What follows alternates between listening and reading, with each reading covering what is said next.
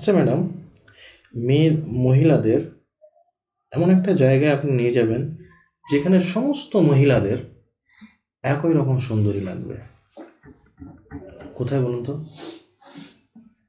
Sir তাদের বাচ্চাদের কাছে নিয়ে যাবো তাহলে একই রকম সুন্দরী স্যার। লাগবে? তার সবার সন্তানের কাছে সবার মা সুন্দর না, এটা আমি সন্তানের কাছে বলিনি, আমি সবাই একই রকম সুন্দরী লাগবে, সন্তানের কাছে না। স্যার সবাইকে একই রকম সুন্দর লাগবে স্যার, বুঝতে পারছি না। আচ্ছা ম্যাডাম, আপনি বাচ্চাদেরকে পড়ানোর পাশাপাশি একটা ভালো প্রকৃত মানুষ হওয়ার জন্য কী শিক্ষা দেবেন? স্যার পড়ানোর পাশাপাশি তাদেরকে সমাজে কীভাবে মিশতে হয় বা বড়দের কীভাবে সম্মান দিতে হয় এবং ছোটদের কীভাবে ভালোবাসতে হয়, একটা মানুষ হওয়ার জন্য এটা খুবই প্রয়োজন যে সম্মান দেওয়া বা এবং সে কীভাবে মিশবে সমাজের সাথে বা সমাজের কোথায় কোনটা কখন কি বলতে হবে, এগুলো আমি তাদের শেখাবো। এবং এভাবে তার সঙ্গে কি মানে খাতা কলমে শেখাবেন নাকি বাস্তব কোনো উদাহরণ টেনে নিয়ে এসে তাদেরকে সেগুলোকে শেখাবেন? আচ্ছা, কী বলবো, খুব ভালো হয়েছে, কিন্তু আমি তো ডেমোটা হচ্ছে আরও কন্টিনিউ করবেন। আমি তো ভাবছি, দেখি শুনি, আপনি আমার মাঝখানেই থেমে গেলেন। এরকম করলে হবে না যে আমি প্রিপেয়ার ক্লাস আপনাকে আপনাকে শেষ করতে হবে আপনার মতন করে, নাহলে কিন্তু স্যার নাই বলতে পারেন আপনাকে না থামার জন্য, না বলে তো আপনি থামাতে পারছেন না, তাহলে থামানো যাবে না, তাহলে আরও কিছু দিয়ে দিতে হবে। আর যদি মনে করেন যে আমি ডেমো এখানে কমপ্লিট করছি, তখন আপনাকে ক্লাসটা এন্ডিংয়ে নিয়ে যেতে হবে, যে সিস্টেমে আমরা ক্লাস এন্ড করে দিই, ওটা করতে হবে। হ্যাঁ, থেমে যাওয়া যাবে না, আদারওয়াইজ ভালো আছে। আর একটু পড়াশোনা করুন। এই যে আমি বললাম ওয়ার্ল্ড লার্জেস্ট নিউট্রিশন প্রোগ্রাম কোনটা জানি না, ক্লাসে ঢুকেই বললেন মিড ডে মিল খেয়েছো। ও আচ্ছা, তাহলে মিড ডে মিলটা না? হ্যাঁ হ্যাঁ, ঠিক আছে। চৈতালি ম্যাম, খুব ভালো হয়েছে, আজ খুব ভালো হয়েছে, কিন্তু আমার এক জায়গায় একটু মনে হলো যে এটা না হলেই ভালো হতো।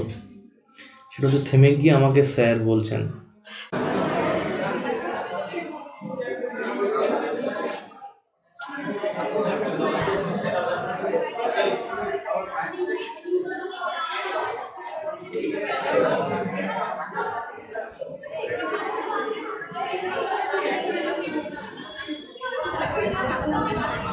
ধন্যবাদ ম্যাম, ধন্যবাদ স্যার। কি নাম ম্যাডাম? চৈতালি সাহা। ওকে, আপনার সম্পর্কে বলুন ম্যাডাম। আমি মুর্শিদাবাদ জেলার অন্তর্গত রেজিনগর থানার অন্তর্গত দাঁতপুর গ্রামে আমার বাড়ি। আমি 2010 সালে মাধ্যমিক দিয়েছি, 2012 সালে উচ্চ মাধ্যমিক পাশ করেছি, তারপর স্যার 12-14 সালে ডিএলএড কমপ্লিট করে স্যার আমি তারপর টেটের জন্য প্রিপারেশন নিয়ে 2022 সালে টেট পাস করেছি এবং আজকে আমি আপনাদের সামনে উপস্থিত হয়েছি। স্যার আমি রান্না করতে ভালোবাসি আর আমার ঘুরতে যেতেও ভালো লাগে। তাই? আচ্ছা, তো রান্না করতে ভালোবাসেন, তারপরে আপনি টিচার হতে কেন চাইছেন? তাহলে টিচার হতে তো ভালোবাসেন না, বাচ্চাদের পড়াতে তো ভালোবাসেন না? এটা তো আমার স্যার স্বপ্ন যে আমি শিক্ষিকা হতে চাই প্রাইমারি স্কুলের। বাচ্চাদের সাথে বাচ্চাদেরকে পড়াতে বা বাচ্চাদের সাথে থাকতে, ওদের সাথে মিশতে আমার ভালো লাগে। এবং স্যার এটা আমার স্বপ্ন ছোট থেকেই যে আমি একজন প্রাইমারি শিক্ষিকা হতে চাই। আচ্ছা, গুড টিচার বলতে কি বোঝেন? স্যার একজন আদর্শ শিক্ষক বা শিক্ষিকাশীল, প্রথমে তিনি হবেন একটু ধৈর্যশীল হতে হবে, যেহেতু বাচ্চাদের পড়াবেন, ধৈর্যশীল নমনীয় হতে হবে, তাকে সময়ের জ্ঞানটাও যেন তার মধ্যে থাকে, সে ব্যাপারটাও লক্ষ্য রাখতে হবে। কী কী হতে হবে না তার? সে যদি সময়ানুবর্তিত না হয় বা তার যদি ধৈর্য না থাকে, তাহলে সেই বাচ্চাদের সাথে সেইভাবে মিশে, তাদের বাচ্চারা তো এমনি একটু তাদের সাথে ধৈর্য নিয়েই সবসময় মিশতে হবে, সেগুলো যদি না থাকে তাহলে সে হয়তো বাচ্চাদের সাথে ভালোভাবে মিশতে পারবে না। বাচ্চাদের গ্রোথের জন্য, বাচ্চাদের গ্রোথের জন্য কোন খাবার দেবেন ম্যাডাম?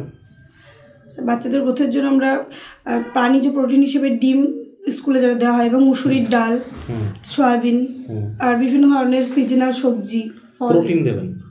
হ্যাঁ। কেন দেবেন ম্যাডাম প্রোটিন? স্যার প্রোটিনের কাজ কি?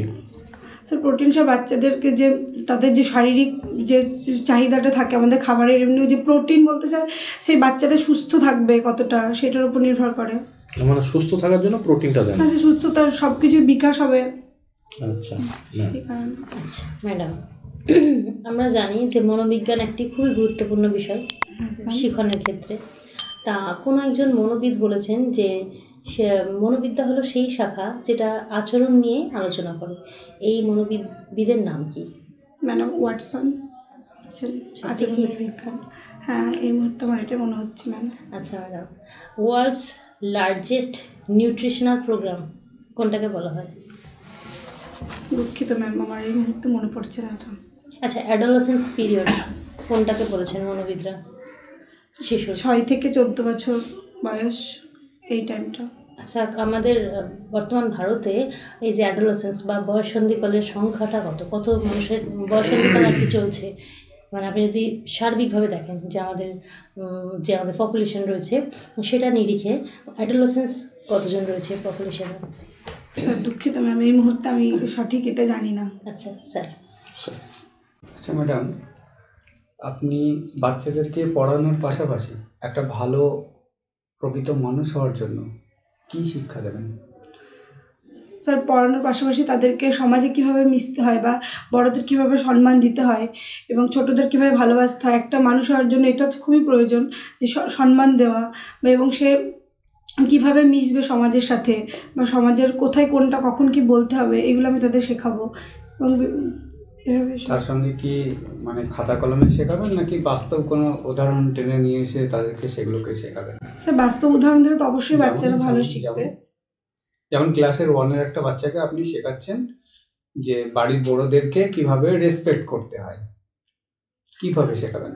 স্যার সেটা সে বাড়িতে যা শেখে আমি তাদেরকে তারা স্কুলে এসে তাই যেটুকু আসবে সেই টাইমে আমি তাদের সাথে কথার মাধ্যমে জানবো যে সে বাবা মা বা গুরুজনদের কী বলে, বা কোনো দিন হয়তো আমি একটা উদাহরণ দিই যে পরীক্ষা হয়তো হচ্ছে, আমরা যেরকম জানি যে পরীক্ষা দিতে আসলে আমরা বলা হয় যে বড়দের একটা আশীর্বাদ নিয়ে তাদেরকে আমি বলবো যে তোমরা হয়তো পরীক্ষা চলছে, যে সেই সময় তোমাদেরকে জিজ্ঞেস করবো যে বাবা মায়ের আশীর্বাদ বা গুরুজন যে আছে বাড়িতে তাদের আশীর্বাদ নিতে হয়। কোনো কাজে সফল হতে গেলে তারা যেন একটু প্রণাম ওটা করে আসে, এটা আমি একটা বলতে পারি। বা এমনি কোথাও গেলে তাদের এইভাবে। ম্যাডাম, আপনার বাড়ি মুর্শিদাবাদ, আপনার ধরুন পুরুলিয়া বাঁকুড়া কোনো একটা প্রত্যন্ত গ্রামে আপনি সিলেক্ট হলেন, ওখানে চাকরি করবেন, তো আপনি কী করে ফ্যামিলি বাচ্চা সব কিছু নিয়ে ম্যানেজ করবেন? স্যার প্রথমে বলবো আমি যেখানে, স্যার আমার যেহেতু এটা স্বপ্ন, আমি যেখানেই পাই আমি অবশ্যই সেখানে যাব। এবার ফ্যামিলির হয়তো আমার সাথে হয়তো সবাই যেতে পারবে না, আমি যেহেতু এটা আমার স্বপ্ন আমি স্যার সেখানে যাবো। এবার আমার যদি ছোট বাচ্চা আছে আমি হয়তো তাকে নিয়ে সেখানে গিয়েই স্কুলের কাছাকাছি কোনো জায়গায় থেকে আমি সেই বাচ্চাকে নিয়ে সেইখানে স্কুলটা করবো। অবশ্যই সেই স্কুলে আমার বাচ্চাকে হয়তো ভর্তি করে আমি সেইভাবেই চালানোর চেষ্টা করব, আর ছুটিগুলোই আসবো, এইভাবেই স্যার আমি মেনটেন করবো। ম্যাডাম, পিঁপড়ের হলে কী ধরনের অ্যাসিড থাকে ম্যাডাম? Sir formic acid. আচ্ছা ম্যাডাম, মহিলাদের এমন একটা জায়গায় আপনি নিয়ে যাবেন যেখানে সমস্ত মহিলাদের একই রকম সুন্দরী লাগবে, কোথায় বলুন তো? স্যার তাদের বাচ্চাদের কাছে নিয়ে যাব। তাহলে একই রকম সুন্দরী স্যার লাগবে? তার সবার সন্তানের কাছে সবার মা সুন্দর না, এটা আমি সন্তানের কাছে বলিনি, আমি সবাই একই রকম সুন্দরী লাগবে, সন্তানের কাছে না। সবাইকে একই রকম সুন্দর লাগবে? স্যার বুঝতে পারছি না। কি পড়াবেন তাহলে আমাদের? স্যার আমি আজকে যুক্ত বর্ণ পড়াবো। চলো। গুড আফটারনুন আমার ছোট্ট বন্ধুরা, তোমরা সবাই ভালো আছো তো? আমিও খুব ভালো আছি। আচ্ছা প্রিয়াঙ্কা তোমরা গল্প করছো? কি গল্প করছো? মিড ডে মিলে কি খাওয়া হবে তাই? আচ্ছা তো এই যে গল্প বললাম আমি, এই গল্পের একটা গল্প আছে জানো, গ ল আর প, তিনজন এরা হচ্ছে বান্ধবী। তো এবার তিনজন এরা যখন একটা মেলায় যাবে, তো মেলায় যাওয়ার সময় এবার খুব ইচ্ছা যে তাড়াতাড়ি মেলায় যেতে হবে, মেলায় গিয়ে অনেক কিছু খাওয়া হবে, খুব উৎসাহী। আর ল একটু লেজি হয়ে পড়েছে, ল আর হাঁটতে পারছে না, আর পও কিন্তু যাবে। তো তখন কি করবে? ল তখন বলছে যে ঠিক আছে আমি তাহলে পারছি না, তোরা যা। তো প তো ওকে ছাড়া যাবেই না, তখন গ বলছে ঠিক আছে তাহলে তোরা আয়, তাহলে আমি যাচ্ছি। তখন ল যেহেতু যাবে না, তো এই যে ল আর প, তখন এই প বলছে ঠিক আছে ল তোকে আমি তাহলে পিঠে নিচ্ছি, দিয়ে তুই চল আমার কাঁধে করে, তাহলে আমরা মেলায় যেতে পারবো। তখন সেই থেকে ও কিন্তু যখনই কোথাও যেত তখনই বলতো আমি তোর সাথে পিঠে চেপে যাবো। সেই থেকে আমাদের এটা এলো এই যে ল আর প, দেখেছো পিঠে উঠে গেল, তুই গল্প হলো। এই আজকে আমরা এরকমই, আমরা তো আগে জেনেছি বর্ণ, স্বরবর্ণ, ব্যঞ্জন বর্ণ, আমরা কার যোগে সব কিছু শিখেছি।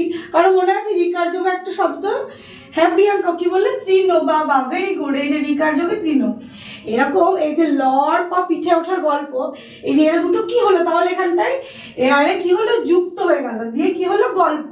আজকে আমরা এই যুক্ত বর্ণ সম্পর্কে একটু জানি। তোমরা তো পড়েছো সহজ পাঠ বইয়ে যে আজ মঙ্গলবার, পাড়ার জঙ্গল সাফ করবার দিন, তো পড়েছো তো? হ্যাঁ, তাহলে এই যে মঙ্গলটা কেমন লেখা ছিল, এরকম লেখা ছিল, দেখো তো এরকম ছিল না, তাহলে কেমন ছিল, ও উঙ্গটা পিঠে ছিল, ঠিক বলেছো, উঙ্গ গয়ের পিঠে উঠেছে, দেখেছো? তাহলে দেখো কেমন ছিল, এরকম ছিল মঙ্গল। তাহলে এগুলো কি, এই যে লয় পয়ে এটা একটা যুক্ত বর্ণ, এই যে উঙ্গ গ এটাও একটা যুক্ত বর্ণ। তারপর তোমরা একটা বলতে পারবে কেউ? হ্যাঁ বলো, রক্ত, বা ঠিক বলেছো র, তাহলে এখানেও তো দেখো, তাহলে কয়ে তয়ে রক্ত, কয়তো এটা একটা যুক্ত বর্ণ। এটা আমরা কেন ব্যবহার করি জানো? এই যে আমরা যদি এরকম করে বলি র, ক আর ত, তাহলে কি শুনতে ভালো লাগছে? কেমন হচ্ছে, রকত, তাহলে তো হচ্ছে না। তাহলে উচ্চারণের সুবিধার্থে এবং সময়ও বাঁচে, তাই এর জন্য আমরা যুক্ত বর্ণ রক্ত বলি। উচ্চারণের সুবিধার্থে কিন্তু এই যুক্ত বর্ণ হয়। মনে বুঝতে পারলো তোমরা? ও এরকম আরেকটা কেউ বলতে পারবে কয়তয় দিয়ে? হ্যাঁ রাহুল, তুমি বলো। শক্ত, বা ভেরি গুড, ঠিক বলেছো, তালবুস্য কয়তয়। শক্ত মানে কেউ জানো? শক্ত মানে কঠিন। আর কঠিনের বিপরীত কেউ বলতে পারবে? হ্যাঁ, নরম, ঠিক বলেছো।